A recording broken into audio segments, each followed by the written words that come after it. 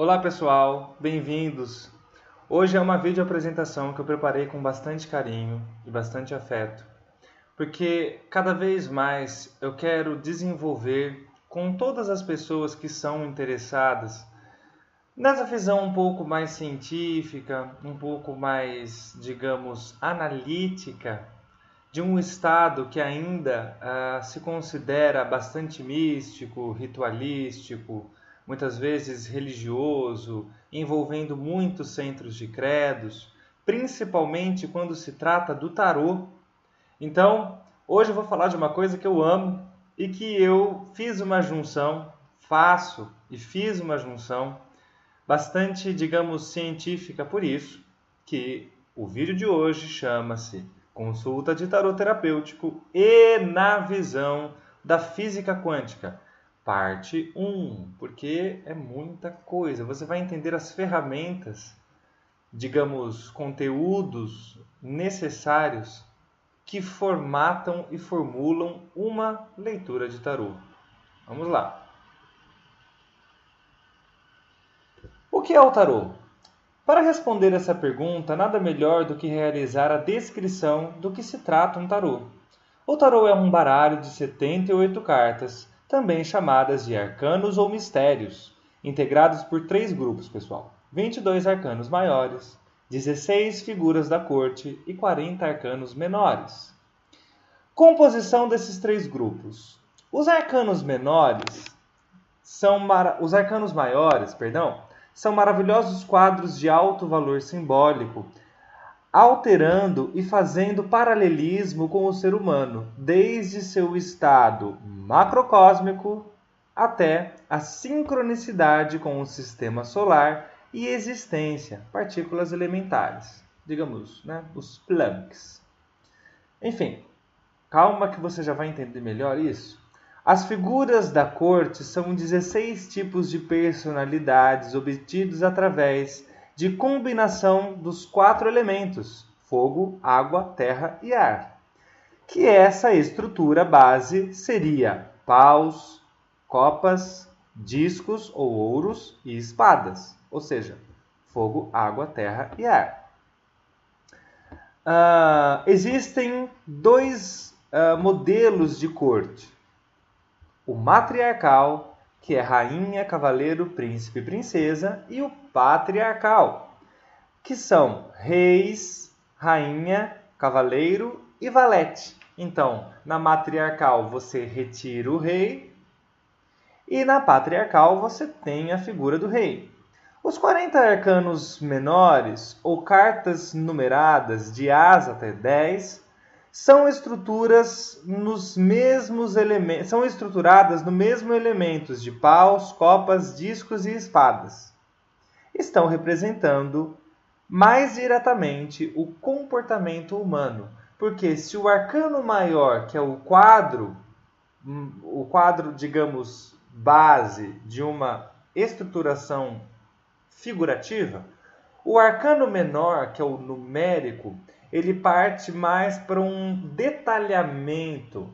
Porque tem tarô que fala só do número e do elemento. E não necessariamente tem essa ilustração, digamos assim. Aqui. A descrição pode ser feita, mas a complexidade e a profundidade da pergunta ainda fica no mistério. O que é o tarô?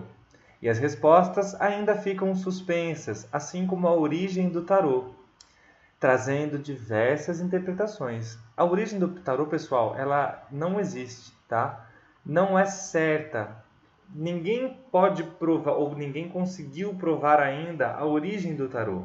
O que se tem são estudos envolvendo diversos profissionais, não só historiadores, mas arqueólogos, que tem um interesse nessa questão do tarô e que já foi diversas vezes direcionado à origem desse tarô, desse jogo, desse baralho. Uns, durante uma época, falaram que era do Egito, outros disseram que era na Índia, com a passagem dos ciganos, outros na Europa medieval. O que mais se fala atualmente é que é na Europa medieval que nasceu a prática do jogo de tarô. Porque tarô é um jogo, tá?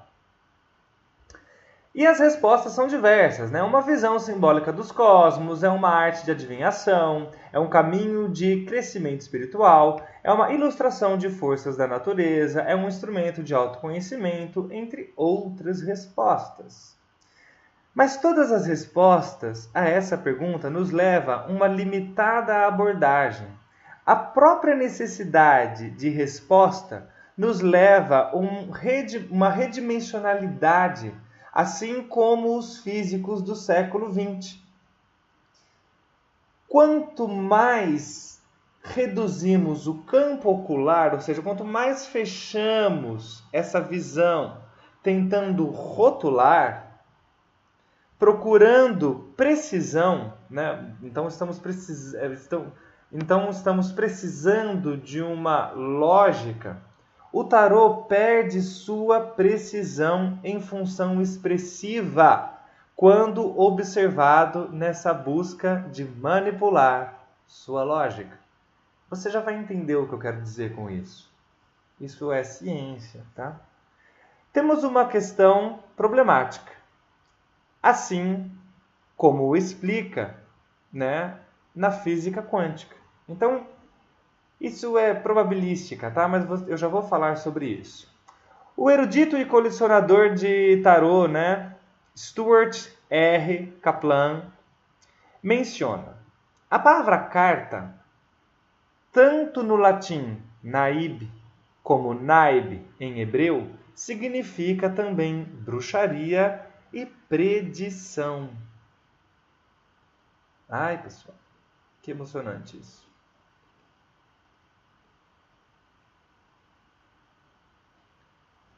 Adivinhação e autoconhecimento.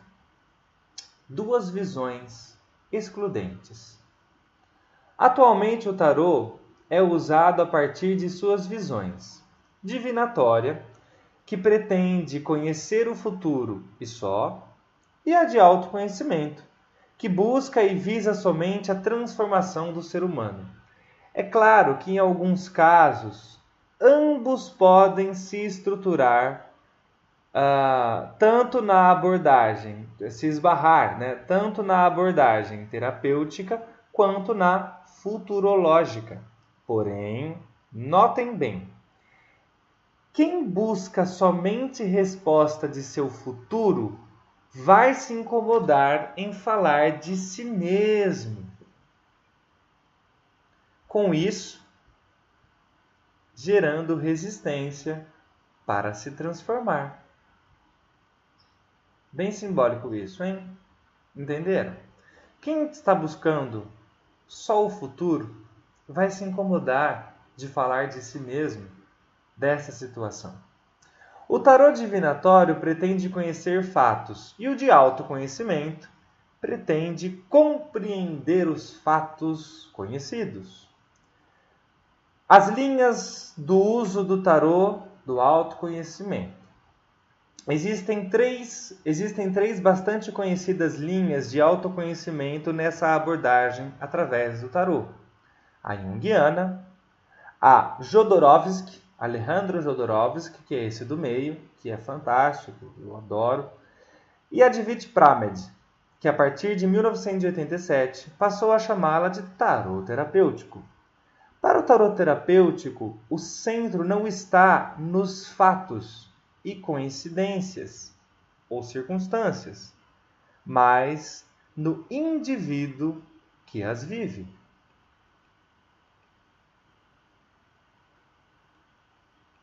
Aqui. A questão do bem e do mal. Presta atenção que isso é bem importante, tá? Presta atenção que isso é uma das bases mais, digamos, confrontativas para quem vai fazer uma leitura de tarô, né? Quem vai se expor em uma ferramenta com uma ótica quantum. A questão do bem e do mal. O bem e o mal não são verdades absolutas. O que é bom para uma pessoa hoje pode não ser da mesma qualidade amanhã para você mesmo. O que é bom para mim não pode ser para você. Quem pretende ajudar a curar a alma não pode trabalhar com verdades absolutas. Ou seja, entramos novamente na questão da probabilidade. A questão da medição na física quântica gera discussões porque ela é probabilística. Da física, quando entra-se na física quântica ou mecânica quântica, as pessoas arrepiam os cabelos porque é probabilística as hipóteses, ou os fatos, ou os efeitos, quiçá as causas, né? E os efeitos também. Pois não existem, por exemplo, doenças, e sim pessoas doentes. A gente nunca para pensar nisso, né, pessoal? Mas a gente só conhece uma doença quando alguém fica doente. Então nós tentamos separar as doença. Mas a gente só tem doença quando existe alguém doente. E aí você passa a observar a si mesmo. Os velhos sistemas de leitura, como passado, presente e futuro, não servem mais se queremos colocar o centro da questão na autotransformação do ser. Nos padrões de comportamento, sistemas de crenças, bloqueios e medos que precisam ser desenvolvidos. E sendo assim, nas atitudes que precisam ser tomadas em relação aos mesmos. O que perguntar às cartas? Isso é bem legal, né? Porque isso é uma das coisas que mais eu vejo que as pessoas não entendem, né? Porque devido ao bastante nível de conteúdo para se chegar a uma leitura de tarot terapêutico, elas às vezes se sentem intimidadas ou não conseguem entender, né? Mas agora já estou te dando ferramenta suficiente para você entender que vai muito além do místico e do futurológico para compreender e ter a precisão dessa autotransformação no seu presente.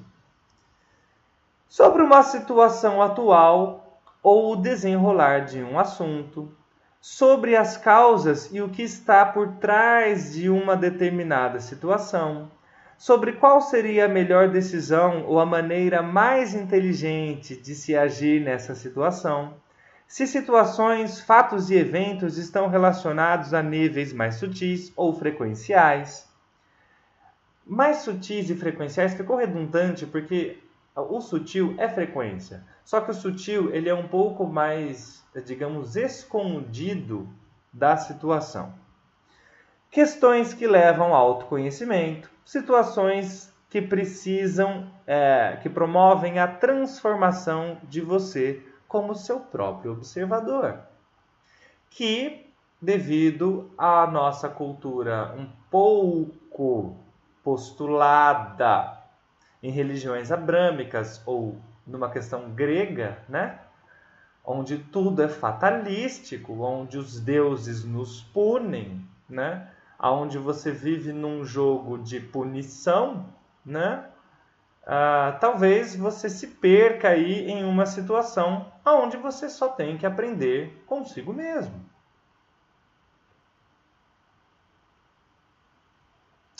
Como as cartas podem fornecer uma resposta significativa? Presta atenção que isso vai arrepiar os seus cabelitos. Como assim arrepiou o meu? Quando eu estudei, né, na física quântica. Porque isso é física, tá, pessoal? O inconsciente possui uma relação com o tempo e espaço diferente do nosso consciente. Vou ler de novo. O inconsciente possui uma relação com o tempo e espaço diferente do nosso consciente. Por isso, é capaz por isso é capaz de enxergar além dos horizontes do presente. Uma situação que quase todo mundo já experimentou ao sonhar com o futuro ou premonições sobre um evento que logo depois ocorreu. Isso está condicionado à percepção de tempo, porque nós, pessoal, estamos na terceira dimensão sobre a quarta de tempo. Porque nós temos a percepção de tempo.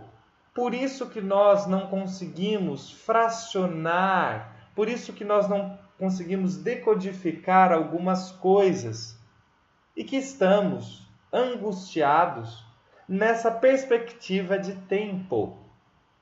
Porque o tempo é uma percepção da nossa espécie, pessoal. Como diz Eckhart Tolle, né, no seu livro O Poder do Agora, se o mundo fosse habitado somente por animais e chegasse um homem e perguntasse para um elefante: que dia é hoje da semana? O elefante ia responder: hã? Porque nós temos essa percepção de tempo, pessoal. Assim como a linguagem do consciente compõe-se de palavras, presta atenção. Assim como a linguagem do consciente compõe-se de palavras, verbo, o inconsciente fala através de imagem. As cartas do tarô podem ser compreendidas como uma espécie de alfabeto dessa linguagem, né, das imagens, que não deixa de ser figurativa para expressões de algo além do físico, por meio da qual se realiza dando-lhe o tema, pergunta referente, onde essa imagem representam a resposta. Tudo que o consciente tem que fazer é compreender a linguagem do inconsciente para entender o que é dito. Também temos que considerar os fatos da simultaneidade e sincronicidade. Eu vou falar de sincronicidade no vídeo 2, né, na parte 2 desse tema, né, de consulta de tarô e na visão da física quântica. Porque é muita coisa, pessoal. É muita coisa envolvida para se dar funcionabilidade real e estruturada para vocês entenderem o quão sério é essa questão de uma consulta de tarô terapêutico, ou tarô do autoconhecimento, chame como você quiser. Como explicou Carl Gustav Jung sobre esses eventos. Nós estamos acostumados a medir o tempo quantitativamente, mas existe também uma qualidade do tempo da qual a nossa linguagem ainda se recorda como uma espécie de momento certo. Para explicar melhor isso, eu precisaria um pouco mais de tempo. É que eu não, né, senão eu vou passar horas aqui falando. Mas esse momento certo está relacionado com uma percepção afinada de si mesmo em realidades paralelas, sincronicidade e como você interpreta isso. Sincronicidade, na ciência, pode ser chamado também de emaranhamento quântico, tá? Sobre essas diferentes ou planos de percepção diferentes, sobre essas perspectivas, cada momento tem sua própria característica, que se mostram de uma mesma forma em visões diferentes, ou planos de percepção diferentes, valência de elétrons. Que cada pessoa vai ter uma visão diferente da mesma coisa, do mesmo fato, porque estamos relacionados em realidades paralelas. Porque cada um tem a sua bolha de percepção. Entendeu? De uma forma macrocósmica, nas situações planetárias, né, nas condições planetárias, de uma forma microcósmica do movimento dos átomos, entre esses dois planos, ou seja, lá e cá, né, lá e cá, e muitos outros planos, existem o tarô, está o tarô, né? Assim como o I Ching e outros oráculos. Entenderam onde eu quero chegar? O tarô está sincronizado com a existência, porque ele fala do macro e do micro, porque essas expressões através de número e linguagem, olha que eu não vou nem falar de números aqui, não vou nem falar da questão numerológica, porque é bem extenso a questão da numerologia contida não só no tarô, mas contida na nossa vida, pessoal. Porque a matemática é uma espécie de source code, né? Código-fonte. Porque a matemática explica. A matemática já está começando a explicar eventos quânticos. Já está não, né? Porque, como espécie, nós precisamos desse código-fonte. Só para dar uma dica para vocês. Deixa eu levantar aqui um pouquinho. Isso eu adoro. Com uma visão integral do mundo, espero que você tenha entendido, tá? A complexidade do tarô. Por isso que eu estou falando de diversos planos e visões. Por isso que o tarô consegue te dar visões diferentes da mesma situação. Quem faz o trabalho de sinergia comigo já percebe bastante isso. Já percebe com bastante clareza que o tarô fala de visões diferentes da mesma coisa, porque nós estamos passando de realidade paralela em realidade paralela, que isso é física. Mas não consigo explicar aqui para vocês agora, pessoal. Se você quiser, olha, se você quiser entender bastante sobre isso, tem cursos da professora PhD Maria Pereda, tá? Que é a minha professora também, que é uma pessoa fantástica, esclarecidíssima das coisas, inteligentíssima, que vai conseguir te dar uma boa noção de um monte de coisa, tá? Com uma visão integral do mundo, pergunta e resposta constituem em uma só unidade, pois no momento que se faz a pergunta, encontra-se a resposta. Você só estará lembrando disso. Ao conseguir reconhecer a qualidade do momento da pergunta, pessoal, compreende-se então a resposta. Porque você vai começar a entender que o importante não é só a resposta. O importante é você entender o momento da pergunta, porque você também está processando consigo mesmo. Então, quanto melhor for a qualidade dessa pergunta, você receberá com mais qualidade a resposta. Tempo e as tiragens. Muitas pessoas, por mais que entendem e procuram uma abordagem mais de autoconhecimento, ainda assim visam encontrar, em determinados casos, um aspecto de tempo, uma previsão do tempo. Então, precisamos voltar na questão do espaço-tempo, que mencionei já, e que na visão da física quântica ou física unificada, entende que esse tecido possui toda a informação do universo, e é de lá que estamos coletando, através do nosso inconsciente, essas informações.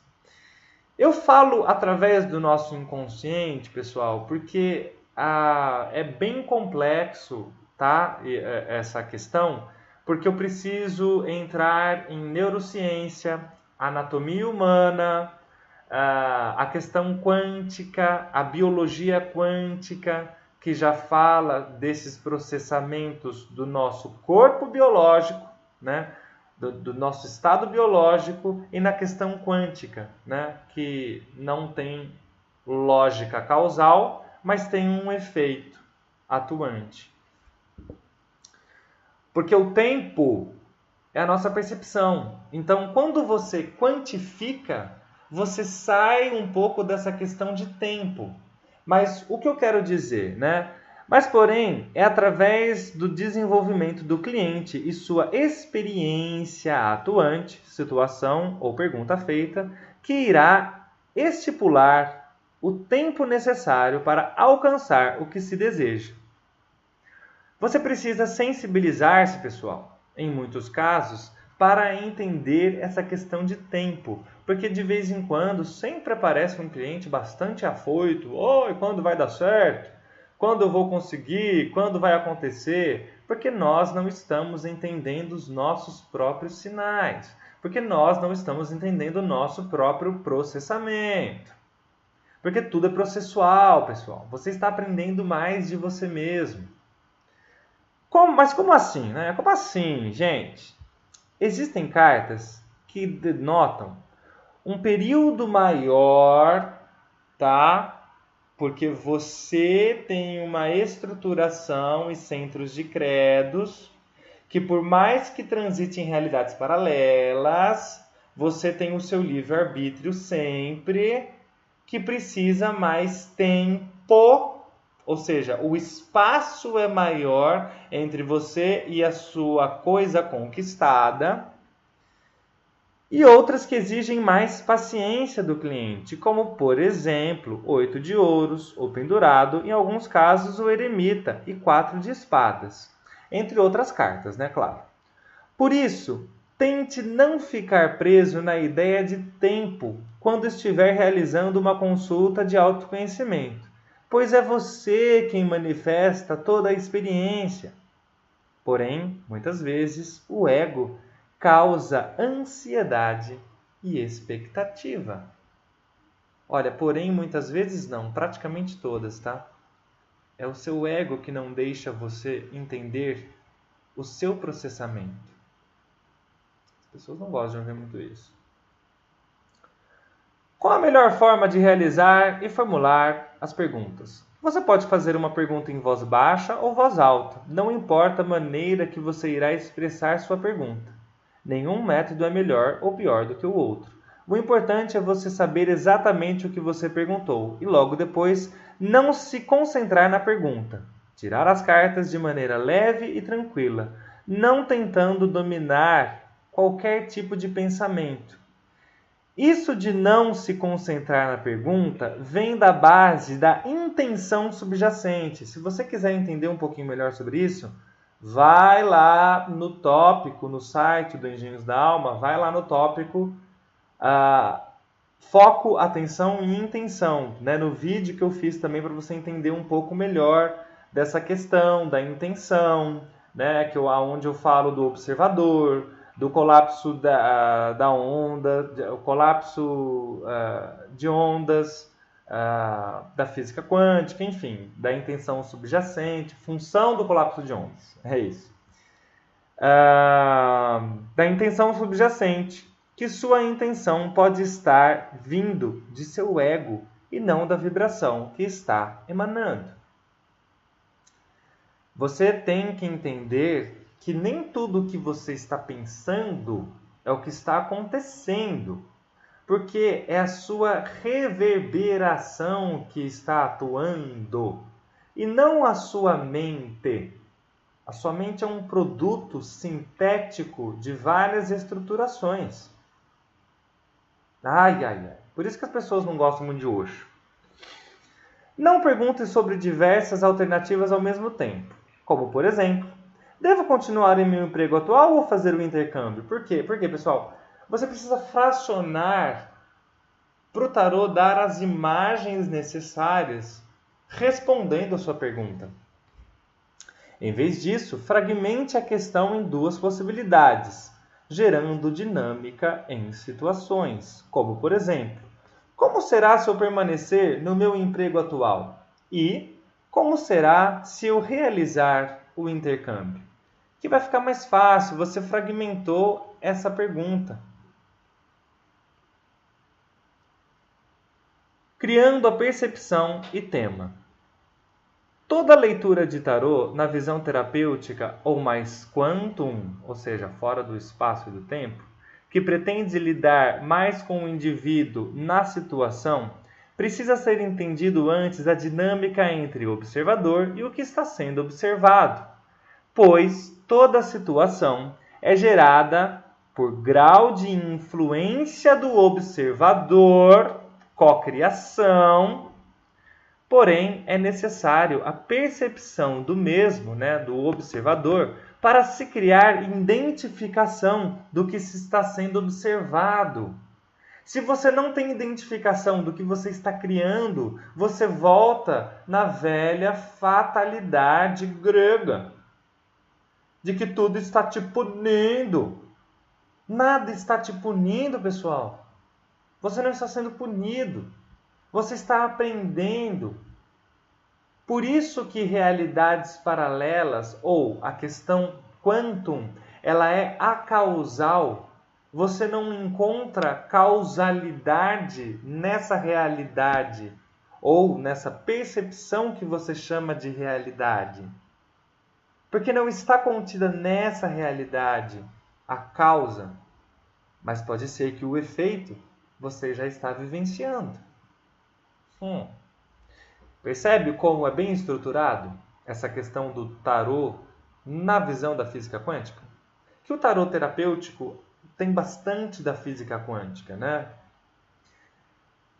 A percepção desses eventos, como padrões, intenções, ganhos secundários, bloqueios sutis, falta de identificação, entre outros, é gerada através da constatação vivencial e autoexperiência. Tem pessoas que precisam viver, tem pessoas que não. Tem pessoas que aprendem, que entram em beingness, habilidade consigo mesmo, só de elevar a consciência, de entrar em contato com o conhecimento, que gera informação e elevam sua consciência. Você criará mais percepção do que for dito? Possivelmente, quando você vivenciar algo e na hora identificar sua percepção. Ficou confuso? Mas não é. Porque você vai estar vivenciando e na hora você identifica através da sua percepção. Autoobservação clara e objetiva. Parece difícil, mas não é. Os estímulos para se gerar mais percepção são os mais variados e vão de exercícios bem pequenos, como desenhar, escrever, meditar, hábitos, escolher roupas novas, entre outros. Novas. Até coisas mais radicais, como mudar de casa, trocar objetos, recolhimentos, retiros e afins. Quando você começar a perceber as sincronicidades desses eventos, será mais fácil você formular os temas de si mesmo para chegar em uma leitura de tarô. O tema é muito importante porque você precisa exercer a fragmentação do que você percebe como algo generalista em você e percebe as diversas coisas envolvidas dentro desse mesmo pensamento, que antes você encaixava tudo em uma única coisa. Eu vou dar um exemplo, Quanto maior for sua capacidade em processar as informações contidas em uma demanda, seja ela qual for, maior será seu resultado diante da situação. E é por isso que precisamos sempre antes da leitura definir o tema que será usado. Em alguns casos é necessário fracionar o tema em tópicos para conseguirmos esclarecer melhor o nível de processamento. Então, o tema já é a fragmentação da situação e em alguns casos precisamos fracionar esse tema porque existem mais de um tema dentro desse tema. Aí vai da sua capacidade de processar a si mesmo, tá? Exemplo para a escolha do tema. Se por acaso você estiver em um problema de relacionamento, em uma situação de relacionamento, e querer salvar o seu relacionamento, precisamos olhar os aspectos contidos no tema. como os indivíduos, emocional, mental, obstáculos aparentes e os sutis também, convivência, entre outros aspectos. Sendo assim, perceba que um tema aborda diversos tópicos dentro do próprio tema, e é por isso que o autoconhecimento não está voltado para o futuro, pessoal, e sim para a experiência do presente. Vamos falar agora de uma coisa bastante interessante, que é arquétipos. Os primeiros psicanalistas buscavam retratar os mecanismos pelos quais o inconsciente afeta a nossa maneira de pensar e agir. Estas expressões tentaram elucidar a natureza de certos transtornos mentais. O conceito de arquétipo, do jeito que reconhecemos, e conhecemos hoje, surgiu em 1919 com o suíço gnóstico Carl Gustav Jung, já mencionei ele através da sincronicidade, que eu vou falar ainda de sincronicidade no segundo vídeo, que ele foi discípulo de Freud. Jung aprofundou suas pesquisas até chegar à conclusão de que os fenômenos que ocorrem com nossos antepassados a um nível coletivo e em diferentes culturas e sociedades moldam a nossa maneira de ser. Eu já vou falar da questão da ciência envolvida nisso. Ele fez isso através de um conceito chamado arquétipo. Os arquétipos são conjuntos de imagens primordiais, originados de uma repetição progressiva de uma mesma experiência durante muitas gerações, armazenadas no inconsciente coletivo. Quem me segue no Instagram, eu tento fazer quando dá, porque de vez em quando é bem corrido, mas eu tento sempre fazer a carta do inconsciente coletivo, porque nós estamos atuando, pessoal, de uma maneira coletiva. Por mais que nós temos a nossa bolha de realidade individual, nós estamos sobre uma bolha inconsciente coletiva. A maior prova disso hoje é a internet, onde você tem o Facebook, Instagram, onde as pessoas se conectam, porque é uma rede. Até a questão rede, será que está vinculada em uma correlação com o tecido espaço-tempo? Porque tudo está conectado. Então, estamos conectados no tecido espaço-tempo e no inconsciente coletivo. A partir da teoria de Carl Gustav Jung, entende-se inconsciente como uma composição de aspectos individuais e coletivos. Essa parte secreta da nossa mente é, por assim dizer, um componente herdado culturalmente. Uma matriz mental que dá forma à nossa maneira de perceber e interpretar os acontecimentos e experiências.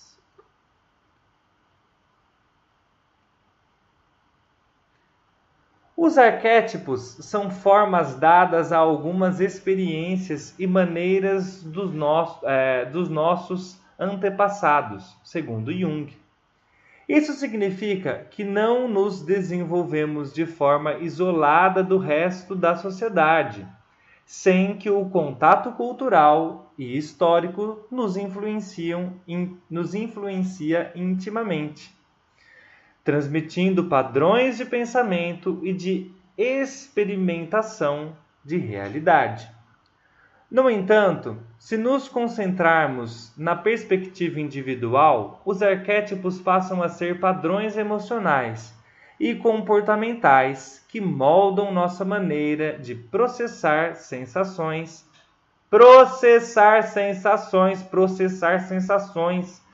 Não se esqueçam disso, processamento. Imagens e percepções como um todo, passando a ser sentido. Então, processar sensações, imagens e percepções como um todo, passando a ser um sentido. Então, a nível macro, você tem arquétipos, e a nível micro, você tem sensações individuais. Os arquétipos se acomodam no fundo do nosso inconsciente coletivo, formando um molde de que alguma maneira dá sentido ao que estamos...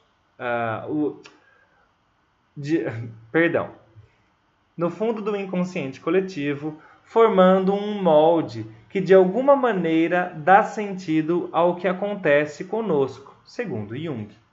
Os símbolos e mitos que parecem estar em todas as culturas conhecidas são sinais de que todas as sociedades humanas pensam e agem a partir de uma base cognitiva e emocional que independe de experiências individuais de cada pessoa, nem de suas diferenças, mas vem com elas desde o nascimento. Assim, a própria existência dos arquétipos seria uma evidência de que existe um inconsciente coletivo que atua sobre os indivíduos enquanto parte do inconsciente que é pessoal. Aí entra, a questão do que eu falei, da bolha individual e bolha coletiva. Porque você tem o seu indivíduo, você é um indivíduo dentro de um coletivo. Por isso que o holístico trata do ser, sendo ele indivíduo e coletivo ao mesmo tempo. Você é o seu tudo dentro do todo. Os arquétipos junguianos são padrões de imagens e símbolos recorrentes que aparecem em diferentes formas em todas as culturas e que apresentam uma tendência herdada de geração em geração. Um arquétipo é uma peça que molda uma parte desse inconsciente coletivo e é parcialmente herdado. Eita, peraí. Aqui. Estiquei aqui. Parcialmente herdado. Jung disse que estas imagens são universais e que podem ser reconhecidas nas manifestações culturais de diferentes sociedades, seja na fala, do comportamento das pessoas ou nos seus sonhos, porque a cultura afeta tudo o que fazemos, mesmo que não percebemos. Isso é ciência pura, pessoal, porque o seu centro de credo está formatando o que você percebe a todo segundo. Os arquétipos junguianos são usados por alguns terapeutas para detectar algum conflito interno entre a parte inconsciente e a parte consciente da mente. Na verdade, todo mundo está usando arquétipo, porque todo mundo faz parte desse arquétipo. Mas deixa para lá isso, senão não quero causar intrigas.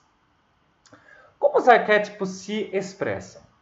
Os arquétipos junguianos são padrões de imagens e símbolos recorrentes que permanecem em diferentes formas em todas as culturas e que apresentam uma tendência hereditária, tendência herdada de geração em geração.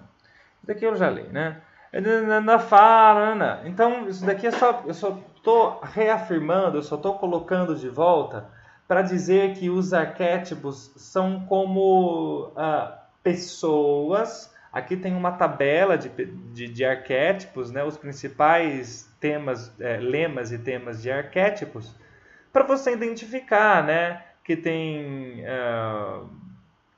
a vítima, o mago, tem aqui, vários tipos de arquétipos que são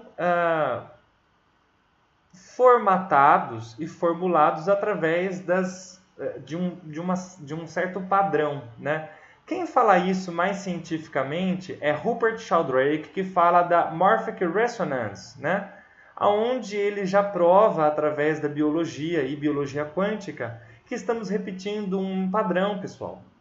E aí entra numa parte mais psicológica Jung com os arquétipos. É que na época Jung não conhecia a física quântica, né? Mas se ele conhecesse, ia dar pulos de alegria. Tadinho, ele foi bastante julgado e ninguém entendia ele. Eu entendo bem o que é isso. Sistemas de disposição das cartas. No tarô, são diversas as formas de disposição das cartas e suas casas, contendo uma abordagem de casa para cada leitura. Então, cada casa vai ter um significado em cada leitura, em cada disposição. Essa forma de dispor as cartas é como se fosse um norte de cada casa, né? Dentro do jogo, fazendo que a carta ganhe um significado distinto através desse norte. Eu faço um paralelismo bastante com a astrologia, onde cada casa tem o seu planeta e o seu signo. Porque a casa denomina a qualidade deste planeta, que denomina a qualidade desta casa. Assim funciona o tarô. Você pode encontrar centenas de formatações para se fazer um jogo. Alguns dos mais usados são o círculo astrológico, o jogo de relacionamento, o ponto cego, o jogo da decisão, o segredo da alta sacerdotisa, adoro, a cruz celta, faço bastante, a cruz, o próximo passo, o jogo do louco, bastante usado também, o jogo dos parceiros, o jogo do plano, a ponte é um outro jogo, a porta e o caminho. São nomes, pessoal, que eu já fiz alguns cursos de tarô, que são as mesmas, digamos, as mesmas tiragens e tem vários nomes, tá? O jogo do relacionamento, por exemplo, pode ser Templo de Afrodite, o círculo astrológico pode ser a roda da vida. Você cria nomenclaturas através mais vamos supor, do seu centro de credo ou de uma roda aí de pessoas que são mais identificadas com um certo nível de cultura. Então você transforma para gerar mais identificação o nome dessa tiragem. Mas as tiragens, elas praticamente se unem, né? São as mesmas. O importante é você achar uma tiragem que mais você se identifique. Mas lembrando do momento da pergunta. Por isso que eu estou fazendo esse vídeo. Porque é para você aclarear mais as coisas. Para você sair da sombra do inconsciente e ir para a luz da consciência. Para você tirar os medos. Porque quanto mais claro for as coisas, menor o índice do medo. Porque o medo, ele parte da ignorância, do não conhecimento. Essa é uma das maiores intenções do meu trabalho, tá? Nesses vídeos, das minhas consultas, eu faço o que amo e amo porque faço. Podemos compreender que uma consulta de tarô terapêutico vai muito além de uma previsão de futuro, a nível de que uma tiragem irá afetar diretamente o campo sutil, fazendo isso gerar mais e mais consciência. É o que eu sempre brinco, pessoal. Por mais que você vá numa consulta, por exemplo, comigo, e a pessoa não volte, a pessoa sai com aquela cara meio torta, alguma coisa ela vai guardar porque estamos fazendo uma valência. Estamos subindo um grau de autopercepção. Por mais que ela ignore isso, por mais que o ego esbarre e não deixe ela entrar em contato com alguma coisa dela mesma, ela vai perceber. E isso pode gerar uma não identificação comigo, né? Um atrito, enfim. Né? Porque ela vai achar que sou eu, em vez de entender que estamos falando dela.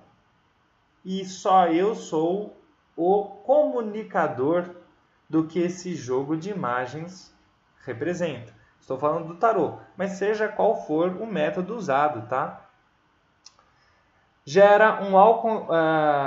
Com isso, podemos afirmar que esse método, que utiliza esse jogo simbólico tão rico chamado tarô, gera um autoconhecimento e expressão da consciência. Será muito raro o caso de alguém se expor a esse método e continuar na mesma visão de antes da situação em questão, pois o tarô é uma ilustração do nosso inconsciente, né? Como eu já disse, onde o tarólogo e o cliente irão dividir fragmentos conscientes e inconscientes de uma situação ou questão e farão uma análise a nível metafísico. Eu adoro afirmar isso, que eu não estou nem acima nem abaixo de um cliente. E um cliente não está nem acima nem abaixo. Estamos caminhando juntos para entrar em ressonância e coerência para a situação. Tá? Então, até breve e continua na parte 2 desse vídeo, onde falarei um pouco mais de aspectos, digamos, científicos, né? Mas também dentro da questão, né, psicológica, espiritualista, desse compêndio que é a consulta de tarô terapêutico e na visão da física quântica, tá bom? Então, obrigado pela atenção, espero que você tenha entendido, espero que tenha esclarecido alguns pontos e que você gere mais habilidade consigo mesmo, porque essa é a intenção e essa é a minha atenção gerada aqui nesse vídeo. Obrigado, pessoal. Até breve.